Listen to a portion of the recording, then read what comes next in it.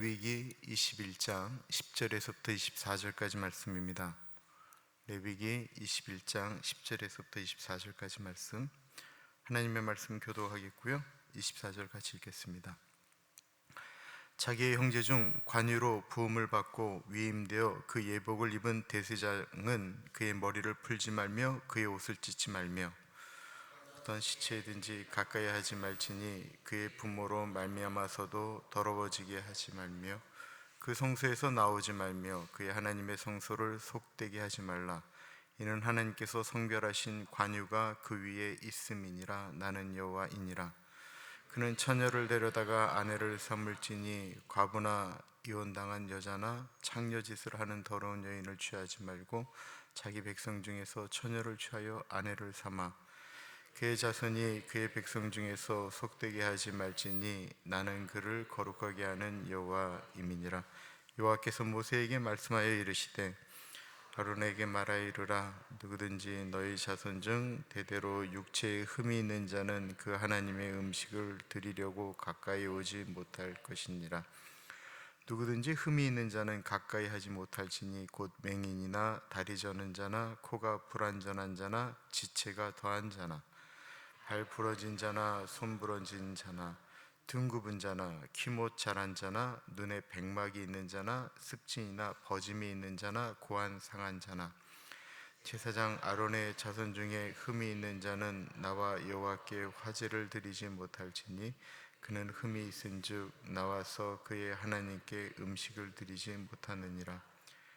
그는 그의 하나님의 음식이 지성물이든지 성물이든지 먹을 것이나 휘장 안에 들어가지 못할 것이요 제단에 가까이 하지 못할지니 이는 그가 흠이 있음이라. 이와 같이 그가 내 노소를 더럽히지 못할 것은 나는 그들을 거룩하게 하는 여호와임이니라. 이와 같이 모세가 아론과 그의 아들들과 온 이스라엘 자손에게 말하였더라. 아멘.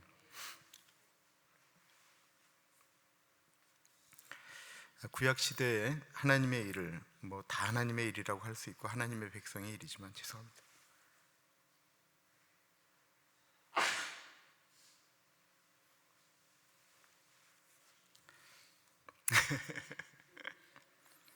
제일 신경질 날 때가 재채기가 나오려고 하는데 안 나올 때 얼마나 신경질 나는 줄 아시죠? 나올 때는 나와야 되는데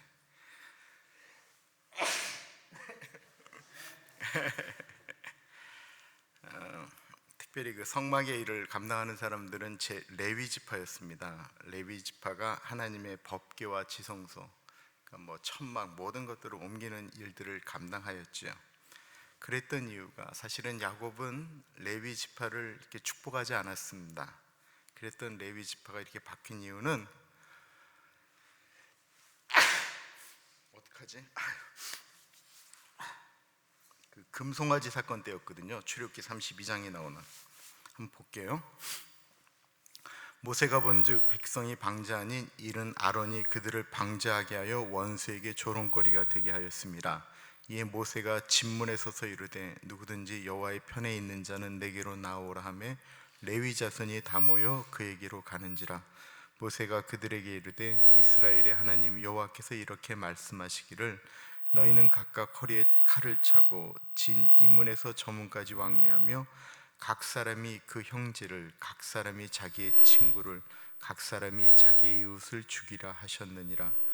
레위 자손이 모세의 말대로 행하며 이날의 백성 중에 3,000명가량이 죽임을 당하니라. 모세가 이르되 각 사람이 자기의 아들과 자기의 형제를 쳤으니 오늘 여호와께 헌신하게 되었느니라. 그가 오늘 너에게 복을 내리시리라. 이스라엘 백성이 모세가 이렇게 십계명을 받으러 시내산에 올라간 40일 동안에 견디지 못하고 금송아지 만들었습니다. 그때 하나님의 마음으로 그 이스라엘 백성을 징계하시는데 모세가 얘기하는 거예요. 누가 하나님의 마음으로 이 일을 감당하겠는가? 이게 얼마나 어려운 일이에요. 형제에게 칼을 잡아서 죽이는 일입니다. 그때 레위 자손이 그 일을 감당하게 됐습니다.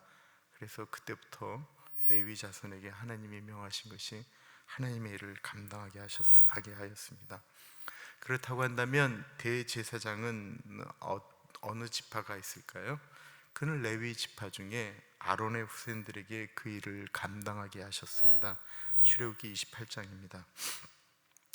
너는 아론의 아들들을 위하여 속옷을 만들며 그들을 위하여 띠를 만들며 그들을 위하여 관을 만들어 영화롭게 아름답게 하되 너는 그것들로 내 형 아론과 그와 함께한 그의 아들들에게 입히고 그들에게 기름을 부어 위임하고 거룩하게 하여 그들이 제사장 직분을 내게 행하게 할지며 또 그들을 위하여 배로 속바지를 만들어 허리에서부터 두 넓적다리까지 이르게 하여 하체를 가리게 하라. 아론과 그의 아들들이 회막에 들어갈 때에나 제단에 가까이 하여 거룩한 곳에서 섬길 때에 그것들을 입어야 죄를 짊어진 채 죽지 아니하리니 그와 그의 후손이 영원히 지킬 규례니라. 네, 여러분, 그 레위 지파 그리고 아론의 후손들이 하는 제사 방식에 대해서 레위기에 쭉 나오는데요. 행복했을까요? 매일 짐승을 잡아서 그 피를 뿌려야 되는 그 행동이 행복했겠느냐라고 하는 것입니다. 그 의식, 그 예식, 제 조금이라도 잘못하면 죽임을 당해야 됐고, 더군다나 그들에게 요구했던 구별됨, 거룩함이라고 하는 것은 더 높은 것이었습니다. 레위기 20장, 17장부터 계속해서 이스라엘의 거룩에 대한 얘기를 하면서 레위기 21장과 22장 전반절까지는 그 제사장의 거룩함에 대해서 다시 한번 언급하고 있습니다. 어제는 일반적인 제사장의 거룩함에 대해서 이야기했다고 한다면 오늘 앞부분은 대제사장에 대한 것입니다. 일반적인 제사장보다 더 큰 것을 요구하고 있습니다. 10절부터 12절입니다. 자기의 형제 중 관유로 부음을 받고 위임되어 그 예복을 입은 대제사장은 그의 머리를 풀지 말며 그의 옷을 찢지 말며 어떤 시체에든지 가까이 하지 말지니 그의 부모로 말미암아서도 더러워지게 하지 말며 그 성소에서 나오지 말며 그의 하나님의 성소를 속되게 하지 말라. 이는 하나님께서 성별하신 관유가 그 위에 있음이니라. 나는 여호와이니라. 이스라엘의 법은 시체를 만지면 부정하다고 했지요. 그런데 어제 본문에 보면 제사장이 시체를 만지면 안 되지만 그럼에도 불구하고 하나님께서 그 상식적이시거든요. 자신의 형제, 부모님, 자매가 죽게 되면 어떻게 제사장이 거기에 관여를 안 하겠어요? 자기 혈육인데 만질 수밖에 없는 상황에 대해서 이해하시는 말씀을 하셨어요. 그런데 대제사장은 그것도 못하겠다라는 것입니다. 왜냐하면 대제사장은 마지막으로 지성소로 들어갈 수 있는 유일한 인물입니다. 하나님의 날짜가 잡혀져 있고 있는 모든 것들이 움직여지는 게 대제사장인데 대제사장은 그것마저도 허락하지 않고 완전히 구별시키셨다라는 것입니다. 날 때부터 머리, 복장, 심지어는 부모님 장례식까지 참석할 수가 없었습니다.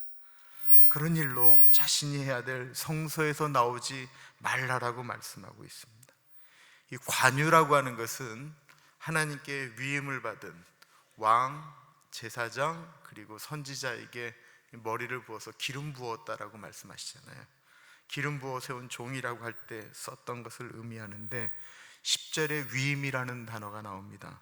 옛날 개역 한결에는 12절에 나오는 하나님께서 성별하신 관유가가 이 성별하신 것이 아니고 똑같은 하나님께서 위임하신 관유라고 이야기하거든요. 단어를 다르게 썼지만 이 위임이라는 단어는 넷제르라고 하는 단어를 씁니다. 이게 카도시하고 똑같은 의미를 갖고 있어요. 구별, 분리. 근데 하나가 더 있는데 그게 헌신이다라는 단어입니다. 하나님께서 기름 부었다라고 하는 분들에게는 구별된 삶, 그전과는 다른 삶, 또 다른 것이 하나가 있는데 그게 헌신된 삶입니다. 이 장로라고 하는 직분, 우리 그 미국 헌법은 장로가 둘이 있죠. 하나는 저처럼 가리키는 장로를 티칭 엘더라고 그러고 교회의 법제도를 움직이는 룰링 엘더라고 합니다. 그리고 안수 집사님도 안수하기 때문에 안수 집사예요. 이분들에게 요구되어지는 것은 헌신입니다. 대제사장은 자신의 형제나 부모님이 돌아가셨을 때 이스라엘 백성들은 슬픔의 표현이 무엇이었냐면 옷을 찢는 것이었거든요. 근데 대제사장은 그것마저도 허락이 안 됐어요. 대제사장은 자신의 부모님이 돌아가고 자신이 아끼는 자식이 죽었어도 그렇게까지 표현을 할 수가 없었어요. 과도한 슬픔을 드러낼 수가 없는 위치가 바로 대제사장이었습니다. 이 전통 그대로 한국 교회가 이걸 따라갔죠. 부모님이 토요일날 돌아가셔도 목사는 주일날 아무 내색 안 하고 예배를 다 집례한 다음에 마지막 그냥 보통 광고 시간에 어저께 저희 어머니가 돌아가셨습니다, 아버지가 돌아가셨습니다, 제가 잠깐 다녀와야 될 것 같습니다, 이렇게 얘기했던 이유가 이런 전통 때문에 그렇습니다. 그리고 이 전통은 목회자 가정 가운데 계속해서 흘러갔습니다. 한국에는 뭐 장로님들까지 그런 때도 있었어요. 저희 아버지가 돌아가신 건 토요일이셨어요. 미국 시간으로 토요일 날 돌아가셨는데 어머니가 저한테 전화하신 거는 제가 모든 예배가 다 끝나고 주일날 집에 들어오니까 그때 이제 전화를 하신 거예요. 아버지 돌아가셨다. 절대로 예배 시간 전에 알리지 않는 것, 전통처럼 이야기되어졌습니다. 그랬던 이유는 하나님께 드려진 존재이기 때문에 그렇습니다. 대제사장의 결혼에 대해서도 이야기하고 있습니다. 13절부터 15절입니다. 그는 처녀를 데려다가 아내를 삼을지니 과부나 이혼당한 여자나 창녀짓을 하는 더러운 여인을 취하지 말고 자기 백성 중에서 처녀를 취하여 아내를 삼아 그의 자손이 그의 백성 중에서 속되게 하지 말지니 나는 그를 거룩하게 하는 여호와임이니라. 대제사장은 꼭 결혼하지 않았던 처녀와 결혼을 해야 했습니다. 이 처녀라고 하는 개념은 순수한 분리된 사람을 뜻하는 것입니다. 이것을 너무 어렵게 생각하면 안 됩니다. 대제사장은 이스라엘 민족을 위한 대속의 제사를 담당하는 분이죠. 여러분, 그때가 이제 이스라엘 민족이라고 하는 게 시족 공동체 아니에요? 시족 공동체, 한 뿌리에서 나온 공동체예요. 그때 뭐 어른 60만이라고 얘기하는 그 공동체, 그 공동체가 똑같은 곳에서 40년 동안을 지금 광야에서 움직이고 있는 거예요. 모세 옆에 있는 여호수아를 다 알고 누구누구를 다 알고 대제사장 누구 알고 대제사장의 자식은 누군지 알고 다 아는 공동체. 전체적으로 그 대속죄일날 그 대제사장이 집례하러 들어갈 땐 온 이스라엘 백성이 다 같이 모여서 제사를 지내는 그런 방식이에요. 다 아는 거예요, 다 아는 거. 근데 대제사장의 아내에 대해서도 그의 과거에 대해서도 그 시대 사람들은 다 아는 거예요. 지금 대한민국에 저 5천만이 넘는 사람들도 다 아는 판인데 그렇게 움직였던 사람들이 그걸 모르겠어요? 아유, 뭐 대제사장 자기 와이프도 제대로 간수 안 하면서 말이야, 이러고 얘기 나오면 어떻게 감당을 하겠습니까? 순결한 사람을 요구하였습니다. 그렇다면 이것을 오늘날 어떻게 적용해야 됩니까?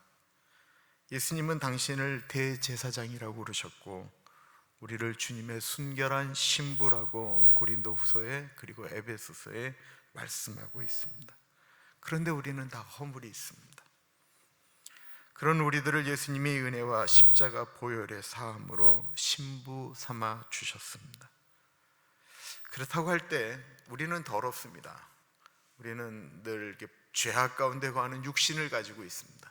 우리의 속사람은 주님 앞에 날로 새롭고 새 사람이 되었지만 우리가 왜 문제가 되냐면 우리의 육체라고 하는 거, 우리가 쓰고 있는 이 육체는 속성 자체가 죄를 좋아하는 속성을 갖고 있어요. 그쪽으로 따라가려고 하는 마음이 우리 안에 있다라는 것입니다. 그래서 주님께서 우리에게 끊임없이 요구하셨던 것이 있다고 한다면 순결함입니다. 에베소서 5장 26절 27절 같이 한번 읽어볼까요? 시작.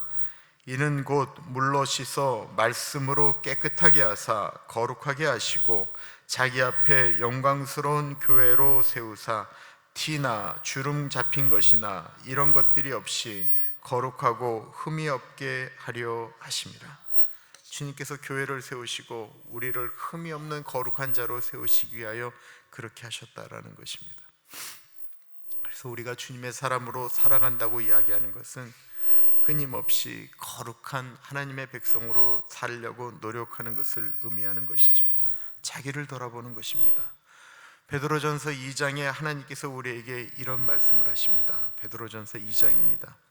그러므로 모든 악독과 모든 기만과 외식과 시기와 모든 비방하는 말을 버리고 갓난 아기들 같이 순전하고 신령한 젖을 사모하라. 이는 그로 말미암아 너희로 구원에 이르도록 자라게 하려 함이라. 너희가 주의 인자하심을 맛보았으면 그리하라. 사람에게는 버림바가 되었으나 하나님께는 택하심을 입은 보배로운 산돌이신 예수께 나아가 너희도 산돌같이 신령한 집으로 세워지고 예수 그리스도로 말미암아 하나님이 기쁘게 받으실 신령한 제사를 드릴 거룩한 제사장이 될지니라. 우리 보고 거룩한 제사장이 되라고 말씀하십니다. 하나님이 기쁘시게 받으시는 신령한 제사를 드리는 제사장입니다. 그럼 우리는 이런 말을 할 것입니다. 우리가 어떻게 신령한 제사를 지내는 제사장이 될 수가 있겠습니까? 나는 그런 존재가 아니다라고 표현할 수 있습니다. 그때 예수님께서 베드로전서 2장 9절과 10절, 너무 유명한 말씀입니다. 우리 한번 다시 읽어보겠습니다. 시작. 그러나 너희는 택하신 족속이요 왕같은 제사장들이요 거룩한 나라요 그의 소유가 된 백성이니 이는 너희를 어두운 데서 불러내어 그의 기이한 빛에 들어가게 하신 이의 아름다운 덕을 선포하게 하려 하심이라. 너희가 전에는 백성이 아니더니 이제는 하나님의 백성이요 전에는 국류를 얻지 못하였더니 이제는 국류를 얻은 자니라. 하나님, 우리가 어떻게 제사장이 될 수 있습니까? 제사장이 될 수밖에 없는 이유는 하나님이 우리를 택해서 이제 백성 삼아 주셨다라는 거예요. 전에는 너희가 나의 백성이 아니었기 때문에 제사장이 될 수가 없지만 이제는 내가 택하셨다라는 것입니다. 이게 우리의 정체성인 거예요. 나는 안 됩니다. 그래, 너는 안 되지. 그러나 내가 너에게 백성 삼아 주시고 너에게 그런 은혜를 주셨다라는 것입니다. 여러분, 이게 없으면 목사가 어떻게 목사하겠습니까? 여러분, 목사가 뭐 깨끗한가요? 속안을 들여다보면 여전히 너무 추악하기 때문에 부끄럽죠. 다음으로 나오는 것이 그 제사장 중에 장애를 가진 분들은 제사장의 장애 중에 제사장을 할 수 없는 이야기가 나옵니다. 16절부터 보겠습니다. 여호와께서 모세에게 말씀하여 이르시되 아론에게 말하여 이르라. 누구든지 너희 자손 중 대대로 육체에 흠이 있는 자는 그 하나님의 음식을 드리려고 가까이 오지 못할 것이니라. 누구든지 흠이 있는 자는 가까이 하지 못할지니 곧 맹인이나 다리 저는 자나 코가 불완전한 자나 지체가 더한 자나 발 부러진 자나 손 부러진 자나 등 굽은 자나 키 못 자란 자나 눈에 백막이 있는 자나 습진이나 버짐이 있는 자나 고안 상한 자나 제사장 아론의 자손 중에 흠이 있는 자는 나와 여호와께 화제를 드리지 못할지니 그는 흠이 있은즉 나와서 그의 하나님께 음식을 드리지 못하니라. 이 지체가 더한 자는 육손이 발이 이렇게 발가락이 6개 뭐 이런 분들을 얘기하는 거예요. 이거 보면서 무슨 생각이 드세요? 아무리 성경 말씀이지만 좀 심하다라는 생각이 들지 않으십니까? 저는 예수님을 멀리할 때 이런 것만 보였습니다. 하나님 참 좀 심하시네. 하나님 장애인을 차별하시나? 라는 생각이 들었습니다. 어떻게 이런 게 성경에 있나? 라는 생각도 들었습니다. 네, 여러분, 이 21장엔 사람, 하나님께 드려진, 이 제사장이라는 게 하나님께 드려진 사람을 얘기하는 거거든요. 22장에 보면 하나님께 드릴 예물에 대한 이야기가 나오는데 이 제사장에 제외되는 사람의 조건과 하나님께 드리는 예물의 조건이 거의 똑같아요. 그러니까 제물 중에서도 순전한 거, 온전한 것 하는데 거기에 뭐 이렇게 눈 하나 없는 거, 코 다친 거, 발 다친 거, 이 모든 것들이 다 제외되어지는 것처럼 짐승은 그렇게 다 제외시키고 그런 것은 하나님이 안 받으시는데 사람에 대한 얘기도 이제 똑같이 하고 있는 것입니다.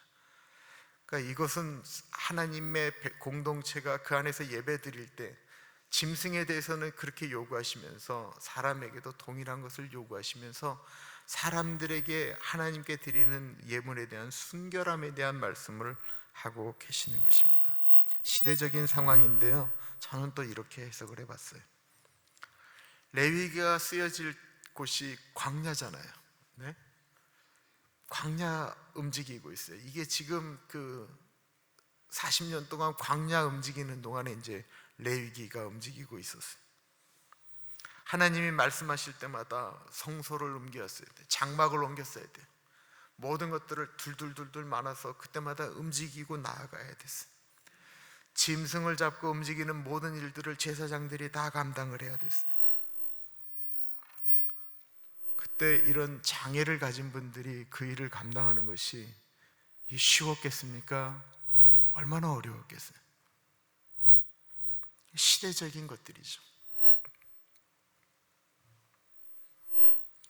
이 본문 말씀 그대로 예전에 우리 한국 분들이 하나님께 만약에 자녀를 바친다 그러면 거의 그 초태생, 저는 우리 엄마 아버지가 하나님 아들 주시면 하나님께 바치겠습니다 라고 해서 초태생 바친다고 그랬어요. 제가 초태생이기 때문에 바쳐진 거예요.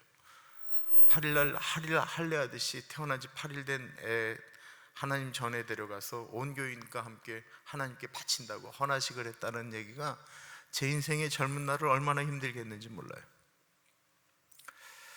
하나님께 이제 거의 바치는 게, 한국 그냥 어른들은 그냥 성경대로 초태생, 하나님께 예물을 드리려면 가장 좋은 거, 하나님께 자식을 바쳐도 제일 괜찮은 사람, 뭐 이런 얘기가 있었던 이유가 이런 것이었습니다.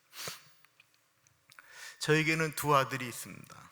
큰애 이름은 예석이고 다른 큰 아이는 예준입니다. 몇 번 말씀드렸던 것처럼 예준이는 어릴 때 자라나면서 장애 판정을 받았습니다. 그것도 다른 것이 아닌 자폐라고 하는 판정이었습니다. 지금 그런데 누구도 우리 예준이가 자폐라고 생각하지 않습니다. 그런데 같이 사는 사람에게는 때때마다 질문되어지는 동일한 반복된 질문, 그리고 사람들에 대한 관심을 끊임없이 얘기하는 거예요. 그리고 이 아이에게 좀 특별한 것이 있는데, 한 번 이렇게 들은 얘기, 만난 사람을 잊어버리지 않는 그런 메모리를 갖고 있어요. 근데 그것이 이렇게 같이 사는 사람에게는 이렇게 어쩔 때는 좀 어렵게 다가옵니다. 제 한국에서의 그 신앙생활을 여러 번 들으셔서 알겠지만, 저희 집에는 때때마다 기도를 많이 한다라고 하는 분들이 오셔서 머물 때가 있습니다. 그러면 제가 우리 아이들을 데려가서 그분에게 기도를 받습니다. 이영희 교수님도 그렇고, 또 저희 교회 옛날에 오셨던 김옥자 목사님도 그렇고, 이렇게 아이들을 위해서 기도하면 이상하게, 이게 뭐 애기들 어릴 때부터 똑같이 나오는 건데, 그 하나님의 말씀이나 이 은혜가 예석이에게 오는 것이 아니고 늘 예준이한테 왔어요. 내가 그냥 참 어려운 거죠. 아이는 그때는 지금보다 더 좀 상태가 좀 안 좋았고, 그 하나님의 마음, 목회적인 마음이 예준이에게 있다라고 하는 것이에요. 이거를 무슨 목사가 되는 것으로 오해하시면 안 돼요. 저는 하나님께 바치면 저는 우리 예석이를 바쳐야 된다라고 생각이 들고, 우리 교인들의 마음 가운데도 우리 예석이가 목회자가 됐으면 좋겠다라고 하는 말씀을 하시는 분들이 많으시고요, 또 저희를 아는 오래된 우리 교인들은 그렇게 기도하는 분들도 계세요. 저는 그런 것을 알고 있는데 늘 그렇게 자녀들을 위해서 기도할 때 그런 기도를 들으면 제 마음이 좀 어려워요. 뭐 나중에 하나님이 어떻게 쓰실지는 제가 잘 모르겠어요. 근데 요즘 이렇게 우리 아이들이 잘하는 것을 보면 그때의 그 기도, 저는 뭐 기도를 예언 기도나 이거를 절대적으로 받는 것이 아니고 참고한다라는 거예요. 오해하지 마세요. 근데 하나님의 마음은 이런 것이 아니었을까라는 생각이 들어요. 하나님의 마음이 어떤 장애를 가지고 낳았다고 해서 그 아이를 이렇게 저주받은 자나 부정한 사람으로 여기지는 않았다라는 것입니다. 22절, 23절을 보면 이런 얘기가 나와요. 그는 그의 하나님의 음식이 지성물이든지 성물이든지 먹을 것이나 휘장 안에 들어가지 못할 것이요 제단에 가까이 하지 못할지니 이는 그가 흠이 있음이라. 이와 같이 그가 내 성물을 더럽히지 못할 것은 나는 그들을 거룩하게 하는 여호와임이라. 무슨 말씀이냐면 그 장애를 가지고 태어난 제사장의 자녀들이 제사장 식탁 공동체에서 제사장들이 먹을 수 있는 것들은 다 같이 공유하면서 움직였다라는 거예요. 다만 그 제사장의 직분을 못하게 했다라는 것입니다. 그렇다고 할 때 장애는 하나님이 주신 벌도 아니고 심판도 아니다라는 것입니다. 그냥 좀 불편한 것입니다. 저희 집에서 가장 행복한 아이가 있다고 한다면 제 막내입니다. 첫애, 둘째는 진짜 머리를 싸매며 공부를 했습니다. 공부 때문에 저희를 걱정시킨 적이 없습니다.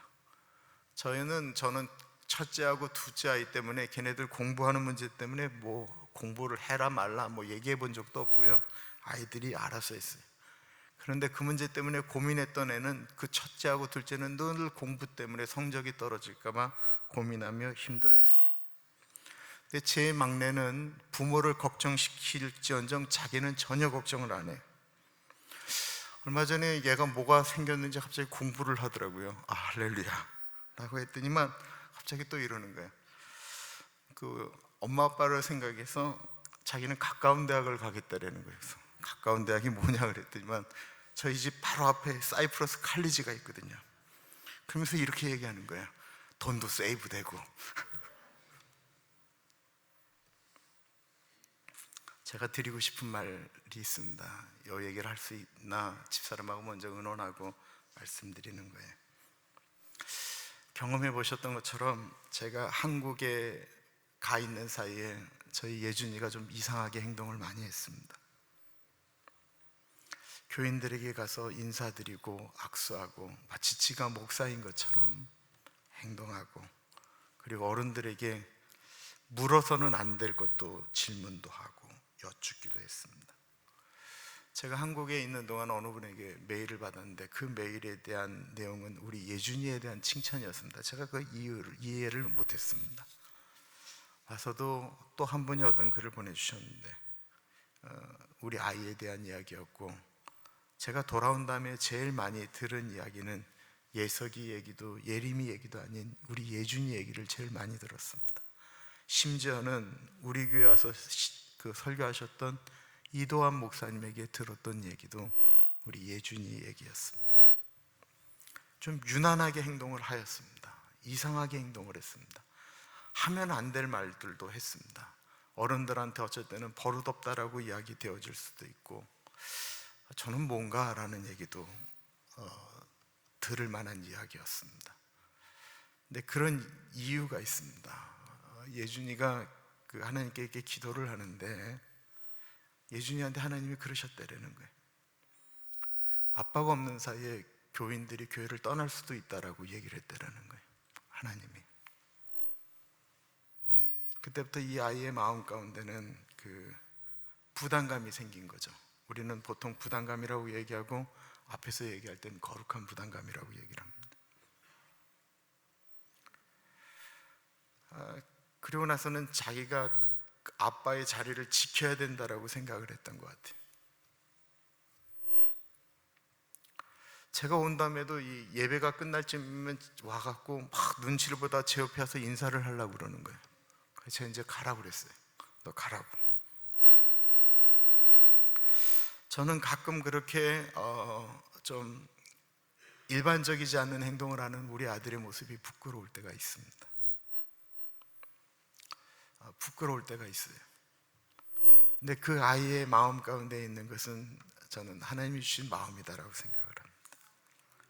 그리고 제가 이렇게 돌아보면서 저는 우리 예준이를 따라갈 자신이 없습니다.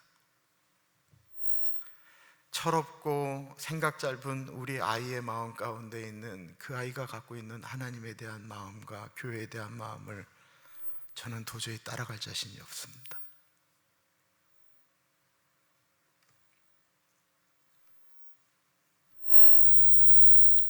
나도 하나님에게 그렇게 받은 음성이 있을 때 그렇게 행동할까 할 자신이 없습니다.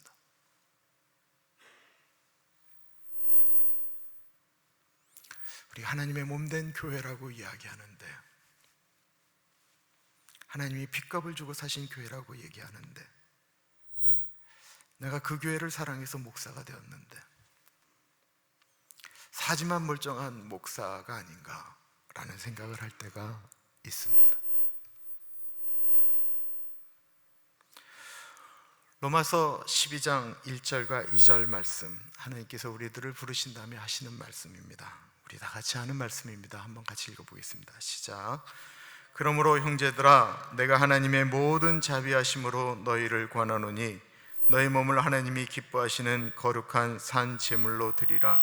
이는 너희가 드릴 영적 예배니라. 너희는 이 세대를 본받지 말고 오직 마음을 새롭게 함으로 변화를 받아 하나님의 선하시고 기뻐하시고 온전하신 뜻이 무엇인지 분별하도록 하라. 하나님이 우리에게 원하시는 그 거룩한 산제물, 우리가 하나님이 받으셨던 사람들은 완전한 이렇게 흠이 없는 사람들이었고, 제물들도 흠이 없는 제물을 받기를 원하셨는데, 우리가 아는 것처럼 우리 다 흠이 있거든요. 그런데 주님께서 우리들을 산제물로 받으시겠다라는 것입니다. 그것은 우리의 육체적인 장애를 얘기하는 게 아닌 거예요. 하나님이 우리의 마음을 말씀하고 계시는 거예요. 너희 마음을 새롭게 하라고 말씀하고 있습니다. 하나님의 선하시고 기뻐하고 온전하신 뜻이 무엇인지를 생각하면서 살라라고 말씀하고 있습니다. 그게 우리가 감당하는 제사장의 역할입니다. 그러면서 하나님께서 우리에게 원하시는 것을 로마서 12장에서는 계속해서 말씀하고 있습니다.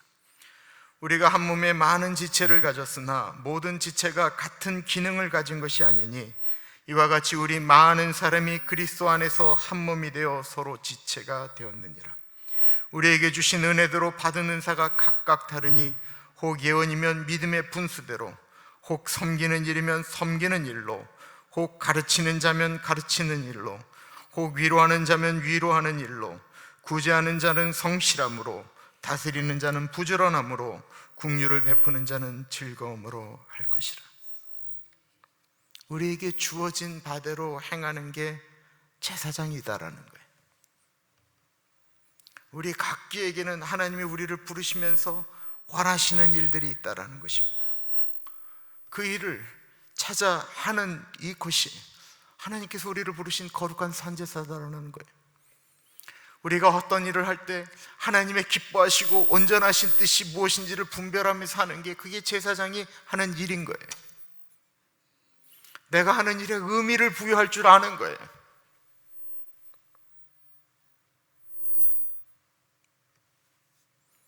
하나님은 우리를 모두 왕같은 제사장으로 우리들을 부르셨어요.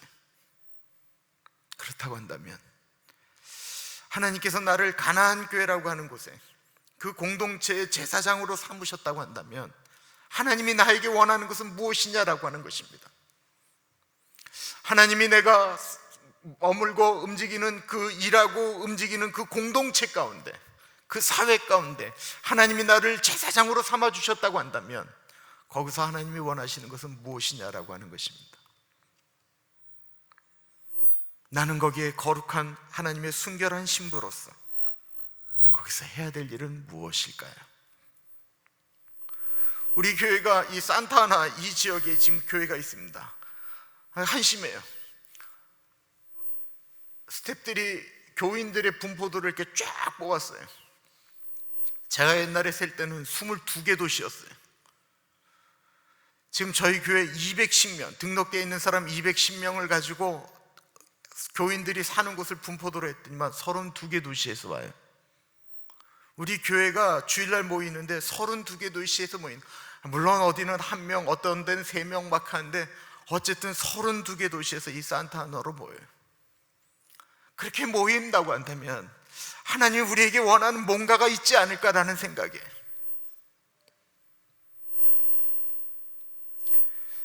우리가 자꾸 찾는 거예요. 마틴 초등학교도 찾고 수학교실도 찾고 뭐 찾는 거예요. 레이디 레이에스 교회와 우리가 어떻게 해야 되는가를 찾는 거예요.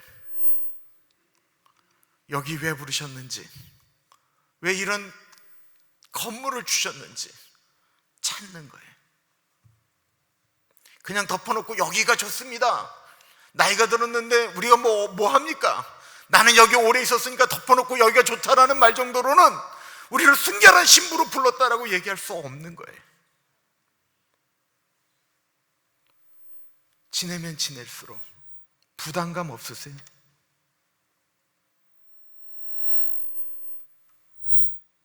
어떻게 해야 될까? 고민하게 되는 것입니다. 그 옛날엔 제사장을 뽑을 때 그랬는데, 하나님께서 우리들을 부르신 다음에 우리를 제사장이라고 부르시는데, 우리를 제사장으로 부르셨는데 그거에 대한 부담감은 무엇일까라고 하는 것입니다. 시간에 같이 기도하겠습니다.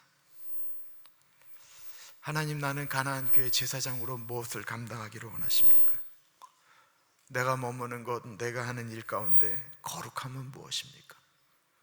나는 내가 어떻게 하면 순결한 신부로 살아가겠습니까? 우리 같이 기도하겠습니다. 그리고 떠오르시는 거 있으면 하나님께 기도하겠습니다. 하나님, 내가 그렇게 살겠습니다. 기도하겠습니다. 하나님 아버지, 기도합니다.